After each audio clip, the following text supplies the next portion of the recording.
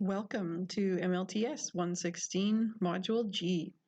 This presentation will cover just the beginning of Module G, objectives 1 to 3, talking about maintenance. Now, I'm sure you all know what the term maintenance means. You're maintaining something, taking care of something to keep it running in a good way.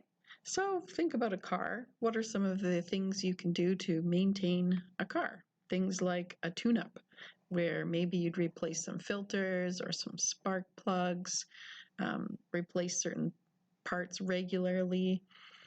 And then there's a fill-up, right? You can fill the gas, you can fill the windshield washer fluid, things like that. And then sometimes things actually do break down and you need to do repairs. Well, a lab analyzer is a lot like this. We take care and maintain our lab analyzers in a very specific way that includes what we call preventative maintenance in order to hopefully end up with less repairs and an analyzer that works most of the time. So what kind of tasks are included in this? Well, like a car, depending on the age of the instrument and the model, you might have different tasks depending on the analyzer. And if you've thought about some maintenance tasks for a car, what are some of the things you think of? Things like oil changes, windshield wipers, tires, your fill-ups, and do you do all of this maintenance yourself if you have owned a car or if you own a car now? I certainly don't. I do the bare minimum, and then I will take it into a shop to get some of that maintenance done. And so lab analyzers are kind of similar, except in a more structured way. Some people, when it comes to cars, do more than others, depending on your knowledge and your experience with those cars. Now, when it comes to lab analyzers, we do the same thing. I wanted to touch on this term preventative maintenance. It kind of makes logical sense. So in a car, you would do preventative maintenance in order to keep the car running longer. The more you can give this car the repairs or the replacements it needs ahead of time, hopefully the less will be breaking down. And so can you think about some tasks, even now, that might be part of maintaining a lab analyzer? Can you come up with any ideas? So here are a few. Analyzers do have many specialized parts and components. Things like sample probes and light bulbs and different kinds of lamps. So you learned about spectrophotometry. That requires a lamp, a very special lamp. You've learned about different kinds of measuring methods. And so each different analyzer has very specific parts to keep it working. There are things like electrodes, valves, syringes, tubing, all different kinds of parts in each analyzer. So by having a system of preventative maintenance, we can make sure those parts are replaced in a systematic way and on a schedule so that hopefully that analyzer keeps running without repair as long as possible. This system or schedule includes daily maintenance, weekly maintenance, monthly, and sometimes yearly tasks. So daily maintenance is usually like the fill-ups. If there are certain kinds of tips or reagents or cuvettes or cups or fluids, that's usually a daily fill-up type of task. Sometimes you're cleaning certain things, cleaning racks, cleaning waste bins, emptying waste receptacles. Weekly maintenance is usually preventative as well, but it's often a little bit more about cleaning, replacing things, and doing certain checks that aren't done every day. And then monthly and yearly maintenance tasks usually take a little bit more time. They're either more in-depth cleaning or certain things that only need to be replaced very sporadically, so not all the time. And there's an example here. A task on the Integra 400 is called Clean Instrument. And so this Clean Instrument is done monthly and has a list of tasks to complete. Things like wiping out and cleaning the area where the reagents usually are stored. That doesn't get cleaned every day. Things like vacuuming air filters. Okay, so in order to do these kinds of cleaning, the analyzer actually needs to be in what we call a standby or sleep mode. It needs to stop its running and not be doing any tests at the same time, because you're going to be inside that instrument performing certain tasks on certain parts. So just to show you just a little peek, I wanted to take you on a little bit of a photo tour of the Integra 400, which is in our CNC lab. So here you go. You've seen it, you've walked by it many days. This is the Integra 400 Plus. It has a couple containers underneath on the floor. You can see a yellow one and a white one, and the analyzer itself. And it has supplies, racks, and then a computer on the left, which I'm sure you have seen. Each analyzer does have a maintenance chart. You have several examples of these in your course pack in Module G. Here is the specific one for the Integra 400. And you can see some of these boxes are initialed because the students in clinical chemistry have been doing some of these tasks. We have a daily checklist, and then on the bottom row you see a weekly maintenance and a monthly maintenance. So different tasks for different time that don't need to be done all the time. Sometimes maintenance is just checks. So in the top half of this sheet you can see that we're doing checks for supplies, waste, temperatures, anything expired, solutions are okay. So there's an example. Now this sheet is two-sided, so here's the second side. These are things that are not done even less often. So on this side we have quarterly, so that would be a quarter of a year, so every 3 months. Replace the filters. Semi-annual, so every 6 months. And then keep going down, we've got electrode replacements, which are done every 90, 120, 180, or 720 days, depending on the electrode. Some things are done as needed, like replacing probes and lamps, etc. Now pay attention, there is this comments section on the bottom where you would be keeping a record of anything that you saw outside of these different check things, check boxes, or making comments about what you've done on a certain day. Okay, so let's see some more photos.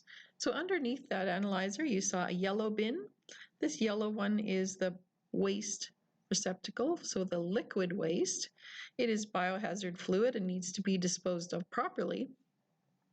And bigger analyzers will have a system for doing this automatically. This one is a small analyzer, so we need to empty this waste bin periodically. The white one is actually the water reservoir or the water jug, and this needs to be the proper grade water for the analyzer. A wet chemistry analyzer like the Integra very much is affected by water quality. So this would need to be replaced on a regular basis and not sit too long. So we would dump this water out. And so we would just pull out this top piece here and set it aside, and then dump that water out and replace it, and then replace the top back in the bottle. So that's something you would do probably on a daily basis. In this case, if we were using it every day. Keep in mind, we also need supplies. So beside our Integra, we have a little bin with different kinds of micro cups and plastic tubes and caps and some supplies along the top there. Every analyzer, obviously in a clinical lab, you're going to have a lot more supplies, but here are a few that we have. And so we need to keep track of what we have in stock and what we need to order. So I just wanted to show you the actual screen. So this is the computer that is attached to the Integra, and you will do all of your interacting with the analyzer through this. So along the right side, there are a number of icons, and there are tabs also along the top. So I'm just going to go to this yellow one. It has actually a little oil can sign, and this, when it is yellow and lit up like this, it says there is a service action that's recommended. So this is usually a maintenance task. So if I click on that, it tells us which tasks are due to be done. So the analyzer helps you keep track as well as the actual paper chart. So I just thought I'd give you an example, and I'm going to click on Clean Probes and Splash Guard. So when I click on that and then click Perform, this is along the bottom of the screen, it comes up with an instruction page to follow. So it gives you a caution along the top. You should be wearing your protective gloves along with your safety glasses and your lab gown. And it gives you some instructions. So remove all sample racks and the ISE rack. This is a rack of fluids. And along the bottom of the screen, you can see how long it's going to take. So it gives you an example of how long this task should take. So I would remove all the racks. So looking inside the Integra, this is what it looks like. We have the probes in this rack or holder, I guess, on the right side. The white rack with the holes in it is the ISE rack. And then the racks on the left with the little orange cups, those are sample racks. So it says, please pull out all those racks. So here's what it looks like when it's empty. And then I can go back and push next, and it gives me some more instructions on the screen. So it says remove the splash guard. This is the little black kind of drip catcher underneath the probes. That just pops off there. And then start from the top of the probe and wiping downwards, clean both probes with an ethyl alcohol tissue. Clean the splash guard, which is plastic, by the way, and with soap and water, rinse and dry, and reinstall. So I would leave this screen up and then go ahead and find my alcohol wipes, and I would wipe the probes. So this analyzer has two probes here. So I would start at the top. I'm wearing my gloves, and I'm just going to wipe that probe. It said to start at the top and go to the bottom. Just like that. Now I was a little bit lazy and didn't remove the splash guard, which is that black plastic thing underneath there where my fingers are. After I'm done this, I would just go back and click next on the screen, and it would prime the fluids and check the robotics and do a bit of a what we call a reset or a initialize. So that's an example of a daily maintenance task, and you guys will get to have a little bit of practice doing that in clinical chemistry labs as a prelude to real practicum, where each analyzer will have its own maintenance chart and its own schedule and its own tasks. So that was a little bit of a, I guess, introduction to preventative maintenance. Objective 2 in this module talks about documentation and connection to quality assurance. Documentation is absolutely key in the lab. We have to document everything, and if it is not checked off on the list and signed, it isn't done. So this is our big motto. If it isn't documented, it isn't done. So regular maintenance, you're going to document everything. Anything that's replaced, anything done as required, plus your daily checklist and maintenance. When you do this, you need to actually sign it and take responsibility that you did those tasks. You'll sign it off with a date and time, your initials, and what you actually did. And the reason for this is you're not always going to be there to tell the next person what you did. So by writing it down, there is a record, and this can be kept over time to track what has been done for this analyzer. Very, very important. So how does this maintenance idea actually connect to quality assurance? So preventative maintenance is one part of quality assurance overall, isn't it? Our big goal is to get out accurate and precise patient results 100% of the time. And so by maintaining our analyzers, this contributes to quality assurance. So if you think about, let's say I want to run a test for glucose, what are all the pieces in the lab, like kind of the different elements involving quality assurance that are going to be required to actually report that result out? So off the top, we have an analyzer. Okay, yeah, it needs to actually be working. It needs to work properly, efficiently, all the time. It has to be fully stocked with needed supplies. And so here's where the maintenance fits in. Let's keep our analyzers functioning properly. We need reagent that is actually the right reagent.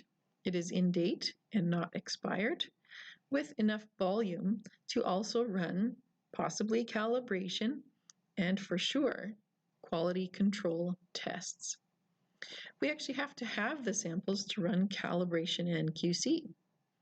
Correct ones for the test. There are different calibrators and different QC for different tests.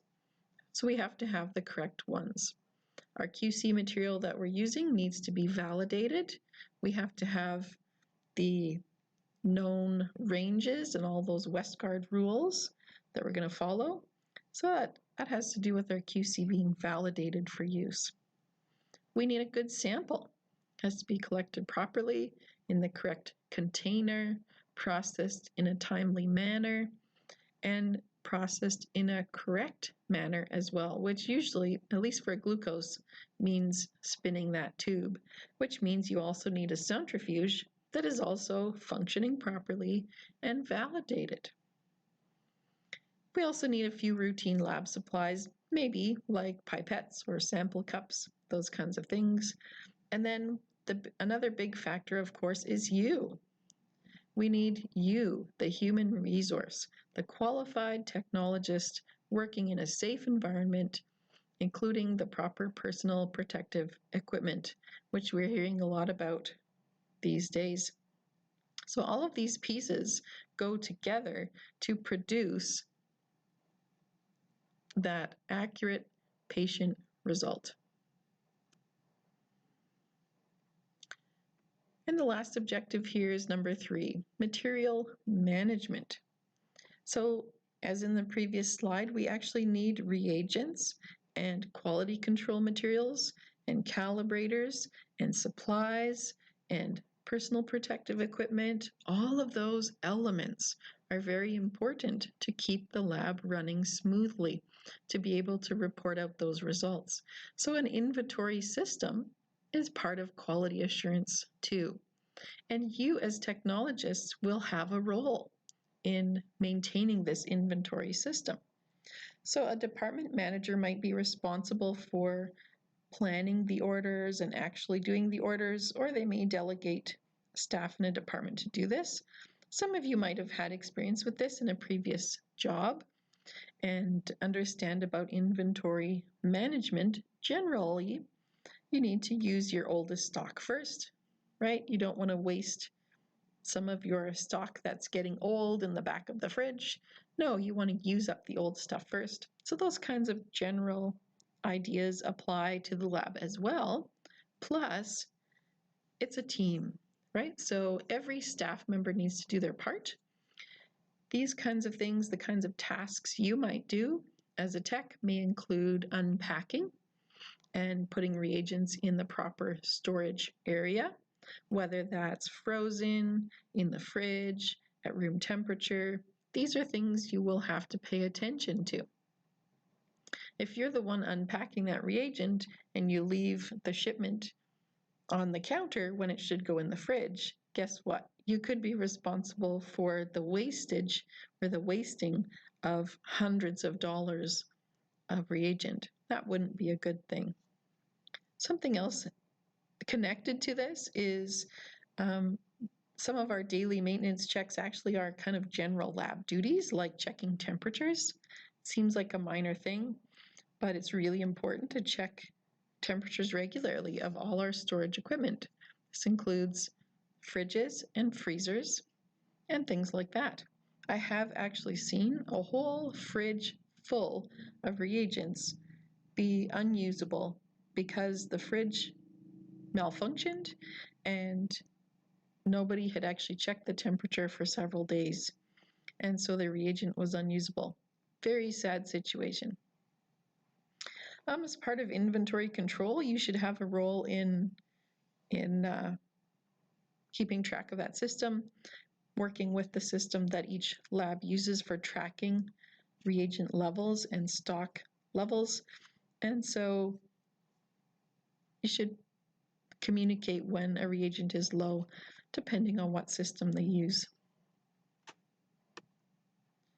So just to recap these few little objectives here, preventative maintenance helps to keep analyzers running in tip-top shape. You, as a tech, need to do your part to make sure the maintenance gets done when it should.